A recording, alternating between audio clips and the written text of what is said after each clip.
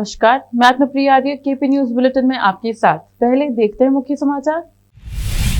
कल होगी ईद उल फितर, बीदर ईदगाह में नमाज सुबह 10 बजे।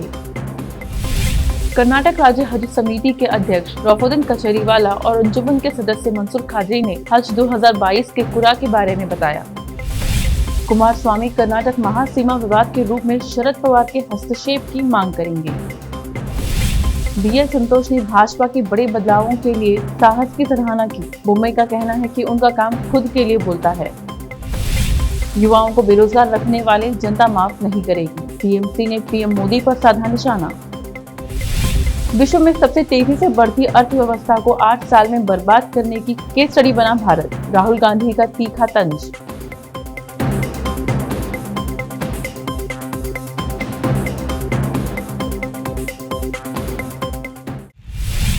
अब समाचार विस्तार से। आज रमजान के इस साल का आखिरी रोजा है और कल ईद उल फितर मनाई जाएगी। बीदर शहर में 3 ईदगाह हैं। बीदर ईदगाह, चिदरी ईदगाह और मैलूर ईदगाह है। कल सुबह बीदर ईदगाह और मैलूर ईदगाह में सुबह 10 बजे नमाज होगी, तो वहीं चिदरी की ईदगाह और बीदर जामा मस्जिद में 10:30 बजे नमाज अदा की जाएगी। इसके अलावा शहर के कुछ बड़ी मस्जिदों में ईद की नमाज पढ़ाई जाएगी। KP के विशेष संवाददाता का कवरेज।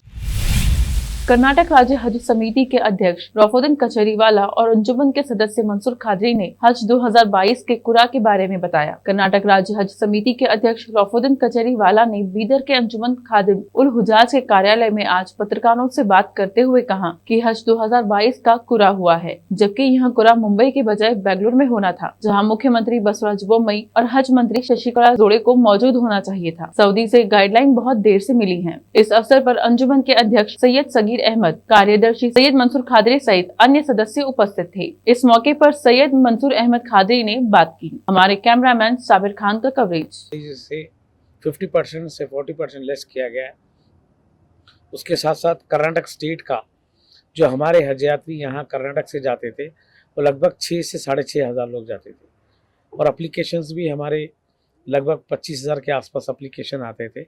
लेकिन इस कोविड महामारी कोरोना की वजह से अभी हमें एप्लीकेशन भी कम आए थे, जहाँ एज का डिफरेंस था और दूसरा जो वैक्सीनेशन का उस तरह का कुछ कंडीशन सऊदी गवर्नमेंट ने इंडिया गवर्नमेंट को दिया था, तो यहाँ के लोग इस साल एप्लीकेशन भी कम डाले थे, जिसमें कर्नाटक स्टेट से जो एप्लीकेशन आए थे 4,235 4,235 हमें एप्लीकेशन आए थे, जिसमें हमें सऊदी गवर्नमेंट ने जो कर्नाटक को टारगेट दिया है इंडियन गवर्नमेंट 2,752 2,752 का हमें कोटा मिला था।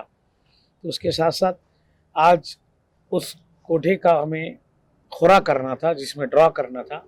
वो ड्रॉ एक्चुअली कर्नाटक जो विधानसभा बैंक्वेट हॉल में होना था वो नहीं हो पाया, क्योंकि टाइम कम रहने की वजह से हम लोग बॉम्बे की हज कमेटी गवर्नमेंट ऑफ इंडिया वहाँ पे इसका खुरा हुआ, जिसमें हमारे CEO चीफ एग्जीक्यूटिव ऑफिसर जनाब शेख याकूब साहब थे, उनके नेतृत्व में ये ड्रॉ किया गया है।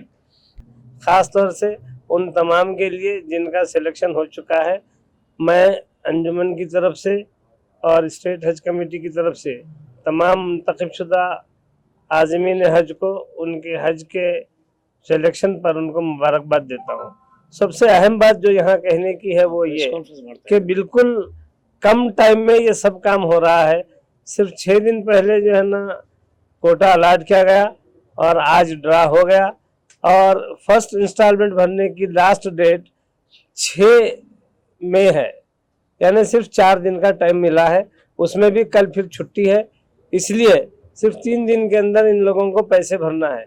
यकीनी तौर पर बहुत दिनों से लोग जो है ना इंतज़ार कर रहे थे, इसलिए सब अपने अपने पैसे वगैरह रेडी रखे होंगे और बहुत मुमकिन है कि वो भर देंगे।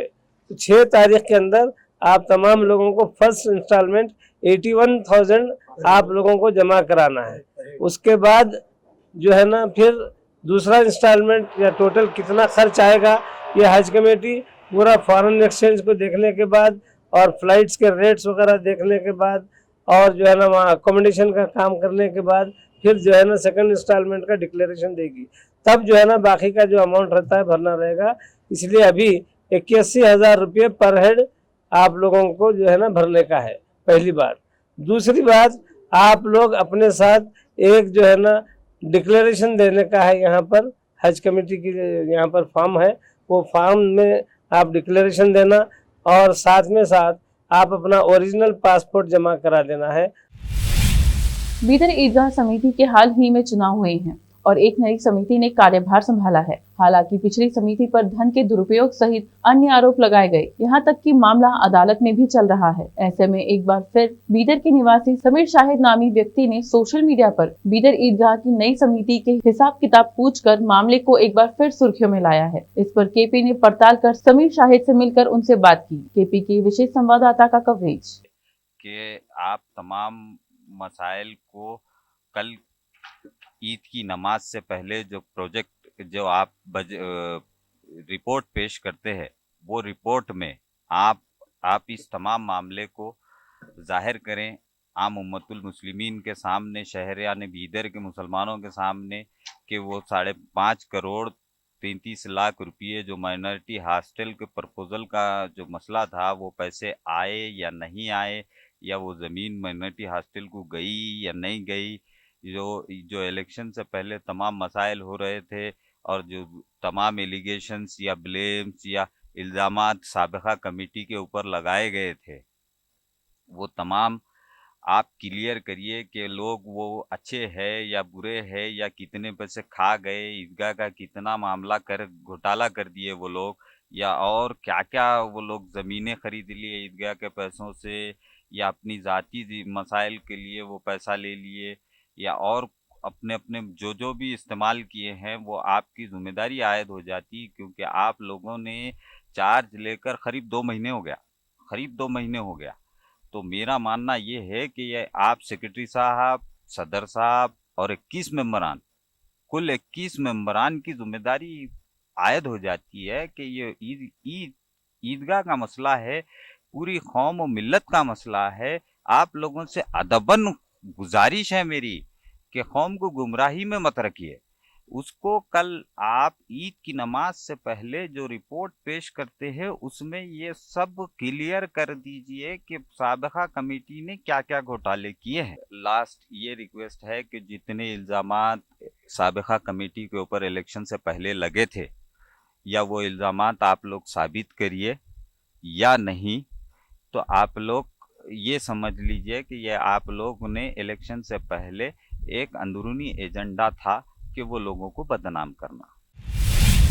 HD कुमार स्वामी ने कहा, मैं अजीत पवार और महाराष्ट्र सरकार से अनुरोध करता हूं कि दोनों राज्यों के बीच कोई गलतफहमी पैदा न करें। हम भाई जैसे हैं। उन्होंने राज्य में रहने वाले मराठी भाषी लोगों की समस्याओं के समाधान के लिए कर्नाटक सरकार पर भरोसा जताया। कुमार स्वामी ने कहा, ये सभी पुराने मुद्दे हैं। जब राज्य का गठन हुआ तो सभी अपने सिस्टम में समायोजित हो गए हैं। अब इस मुद्दे को बार बार उठाना उपयोगी नहीं होगा। राज्य सीमा मुद्दा खत्म होने के बाद भी कई लोग कई राज्यों को बदल रहे हैं काम पाने के लिए। 500 से अधिक मलयाली बैंगलोर शहर में स्थानांतरित हो गए। कई तमिल लोग बैंगलोर शहर में रह रहे हैं। हम भाइयों की तरह हैं। हमें इसमें एक दूसरे का सहयोग करना है और सभी की रक्षा करना सरकार की जिम्मेदारी है। भाजपा के केंद्रीय नेतृत्व के पास अब राज्यों में नेतृत्व में परिवर्तनों को लागू करने का साहस और ताकत है। राष्ट्रीय आयोजन सचिव BL संतोष ने मुख्यमंत्री बसवराज बोम्मई के नेतृत्व वाली कर्नाटक सरकार में आसन्न परिवर्तन की नई अटकलों को ट्रिगर करते हुए कहा है। सप्ताहांत में मैसूर क्षेत्र में भाजपा नेताओं की एक बैठक में बोलते हुए संतोष ने कहा, पिछले दिल्ली नगर परिषद चुनाव में हमने फैसला किया कि किसी भी नगर सेवक को टिकट नहीं दिया जाएगा और सभी नए उम्मीदवारों को मैदान में उतारा। गुजरात में हमने क्षेत्र रक्षण पार्षदों के खिलाफ फैसला किया जो 2 से अधिक कार्यकाल के लिए सत्ता में थे। संतोष ने कहा कि केवल भाजपा ही इतने बड़े पैमाने पर बदलाव कर सकती है। जो लोग सबसे पीछे बैठते थे वे सब आगे की पंक्तियों में आ गए हैं। इस राज्य के दलों और यहाँ तक कि कुछ जिलों में भी ऐसी स्थिति है जहाँ लोग स्थायी रूप से पीछे की कतार में हैं। पार्टी ने आज इस व्यवस्था को बदलने का साहस और ताकत हासिल कर ली है। अब लेते हैं छोटा सा ब्रेक, जल्द लौटते हैं ब्रेक के बाद। हिंदुस्तान के हर कोने में हम हैं मौजूद। 24 घंटे हालात पर गहरी नजर, खबरों से जुड़े चुपते सवालात,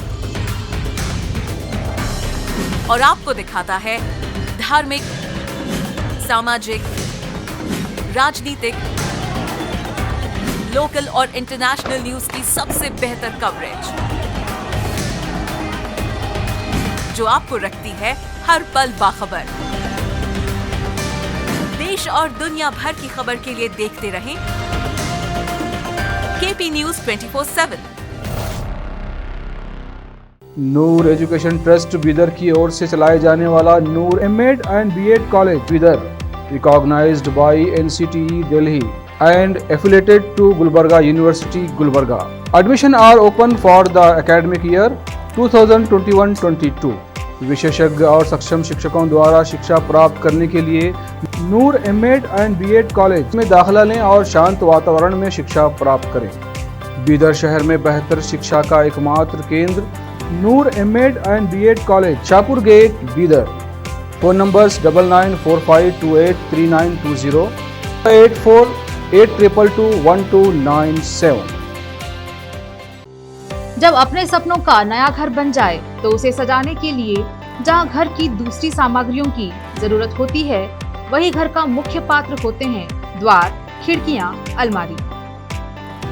अपने सपनों के महल के लिए सुंदर बने बनाए द्वार के लिए बीदर नगर में एकमात्र दुकान है सूर्या प्लाईवुड्स एंड ग्लास सेंटर, जहां पर हर रंग, हर डिजाइन और हर प्रकार के और विभिन्न एजेंसियों के प्लाईवुड्स के दरवाजे, किचन और टॉयलेट्स में उपयोग होने वाली सामग्री और दूसरी चीजें मिलती हैं।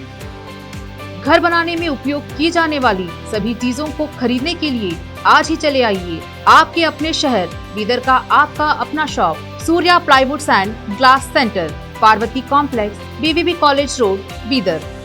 अधिक जानकारी के लिए शॉप के मालिक लालजी पटेल से इस नंबर पर संपर्क करें 09844090653। रोगियों की सेवा और देखभाल करना जहां बड़े सम्मान की बात है, वहीं ये एक सम्माननीय पेशा भी है। इस पेशे को अपनाने वालों को नर्स कहा जाता है और इसका प्रशिक्षण लेने को नर्सिंग कहते हैं। इस नर्सिंग कोर्स की शिक्षा लेने के लिए सुखद वातावरण और अच्छे प्रशिक्षण केंद्र की आवश्यकता होती है। नर्सिंग कोर्स की शिक्षा देने वाला बीदर में एकमात्र केंद्र है श्री नानक झिर्रा साहेब फाउंडेशन बीदर की ओर से चलाए जाने वाला Shri Nanak Jhirra Saheb college of nursing, affiliated to Rajiv Gandhi university of health science, Karnataka, जहां पर विशाल क्लासरूम, बेहतर प्रयोगशाला, कम्युनिटी लैब, न्यूट्रिशन लैब, विशाल और सुखद वातावरण में नर्सिंग की शिक्षा देने की सुविधा, विशाल और सुंदर कॉन्फ्रेंस हॉल, हवादार और बड़ी सी लाइब्रेरी के साथ साथ सभी प्रकार की उपयोग की जाने वाली सामग्री के साथ एनाटॉमी लैब और एडमिनिस्ट्रेशन ऑफिस उपलब्ध है। Vice chairperson Mrs Reshma Kaur की देखरेख में चलाए जाने वाला और प्रिंसिपल मिस्टर महांतेश की निगरानी में बेहतर नर्सिंग ट्रेनिंग का एकमात्र केंद्र Shri Nanak Jhirra Saheb college of nursing, near Nehru stadium, Bidar. Admission are open for the academic year 2021-22. Phone number 08483228272। Break के बाद आपका स्वागत है। आइए देखें अन्य समाचार। तृणमूल कांग्रेस ने देश में बढ़ती बेरोजगारी दर को लेकर केंद्र सरकार पर फिर एक बार निशाना साधा है। टीएमसी ने इस मुद्दे पर प्रधानमंत्री नरेंद्र मोदी को भी आड़े हाथों लिया है और कहा कि आपकी असफलताओं का खामियाजा लोग भुगत रहे हैं। दरअसल हाल ही में देश में बढ़ती बेरोजगारी को लेकर एक रिपोर्ट आई है जिसमें बताया गया है कि भारत की बेरोजगारी दर अप्रैल महीने में बढ़कर 7.83 हो गई है, जो मार्च में 7.60 थी। टीएमसी ने ट्वीट किया कि अच्छे दिन, वाकई बेरोजगारी दर अप्रैल में बढ़कर 7.83% हो गई। शहरी बेरोजगारी दर 9.22% तक बढ़ी। इस पोस्ट के साथ पीएम मोदी को टैग करते हुए लिखा है, पीएम मोदी, लोग आपकी असफलताओं का खामियाजा भुगत रहे हैं। युवाओं को बेरोजगार रखने वाले जनता माफ नहीं करेगी। देश में कोयला संकट के बीच कांग्रेस नेता राहुल गांधी ने बेरोजगारी, ऊर्जा संकट, किसान संकट और महंगाई को देश की बड़ी और खतरनाक समस्या बताते हुए केंद्र की नरेंद्र मोदी सरकार पर निशाना साधा है और कहा कि भारत मोदी सरकार के तहत पिछले 8 सालों में दुनिया की सबसे तेज गति से बढ़ रही अर्थव्यवस्था को बर्बाद करने का केस स्टडी बनाया है। राहुल गांधी ने ट्वीट किया, बिजली संकट, नौकरियों का संकट, किसान संकट, मुद्रास्फीति संकट। पीएम मोदी की 8 साल का कुशासन इस बात का एक केस स्टडी है कि दुनिया की सबसे तेज बढ़ती अर्थव्यवस्थाओं में से एक को कैसे बर्बाद किया जा सकता है। आज देवसर नगर सभा द्वारा शहर में उप तहसीलदार के नेतृत्व में दुकानों पर धावे डाल दिए गए, जिसमें वस्तुओं की तारीख खत्म होने के बाद बिक्री करने वालों पर फाइन आदि लगाया गया। इस अवसर पर खाद्य और पुलिस विभाग ने भी सहयोग दिया। उपराष्ट्रपति और राज्यसभा के सभापति एम वेंकैया नायडू ने आज राज्यसभा के 3 नवनिर्वाचित सदस्यों को शपथ दिलाई। इसमें आम आदमी पार्टी के संजीव अरोड़ा, राघव चड्ढा और डॉक्टर अशोक कुमार मित्तल शामिल हैं। बता दें कि राघव के राजनीतिक सफर की शुरुआत 2012 में अरविंद केजरीवाल से मुलाकात के बाद शुरू हुई। 2012 में राघव पार्टी की ड्राफ्टिंग कमेटी का हिस्सा रहे। उन्होंने कई अहम मुद्दों पर पार्टी का पक्ष भी रखा। चड्ढा 2013 में आप के घोषणा पत्र का मसौदा तैयार करने वाली टीम का हिस्सा थे। वह पार्टी के राष्ट्रीय कोषाध्यक्ष के पद पर रह चुके हैं। पंजाब चुनाव में आप की जीत को लेकर राघव चड्ढा की अहम भूमिका रही है। प्रधानमंत्री नरेंद्र मोदी यूरोप के 3 देशों की यात्रा के पहले चरण में सोमवार को जर्मनी पहुंचे, जहां वह जर्मनी के चांसलर ओलाफ शॉल्ज के साथ द्विपक्षीय बैठक करेंगे तथा भारत जर्मनी अंतर सरकारी विचार विमर्श कार्यक्रम की सह अध्यक्षता करेंगे। मोदी ने यहां पहुंचने पर ट्वीट किया, बर्लिन पहुंच गया, आज मैं चांसलर ओलाफ शॉल्ज से बातचीत करूंगा, कारोबारी दिग्गजों से मुलाकात करूंगा और समुदाय के एक कार्यक्रम को संबोधित करूंगा। मुझे पूरा विश्वास है कि इस यात्रा से भारत और जर्मनी के बीच मित्रता प्रगाढ़ होगी। फिर से एक नजर मुख्य समाचारों पर। कल होगी ईद उल फितर, बिदर ईदगाह में नमाज सुबह 10 बजे। कर्नाटक राज्य हज समिति के अध्यक्ष रफुद्दीन कचरीवाला और अंजुमन के सदस्य मंसूर खादरी ने हज 2022 के कुरा के बारे में बताया। कुमार स्वामी कर्नाटक महासीमा विवाद के रूप में शरद पवार के हस्तक्षेप की मांग करेंगे। BL संतोष ने भाजपा के बड़े बदलावों के लिए साहस की सराहना की। मुंबई का कहना है कि उनका काम खुद के लिए बोलता है। युवाओं को बेरोजगार रखने वाले जनता माफ नहीं करेगी। TMC ने PM मोदी पर साधा निशाना। विश्व में सबसे तेजी से बढ़ती अर्थव्यवस्था को 8 साल में बर्बाद करने की केस स्टडी बना भारत, राहुल गांधी का तीखा तंज।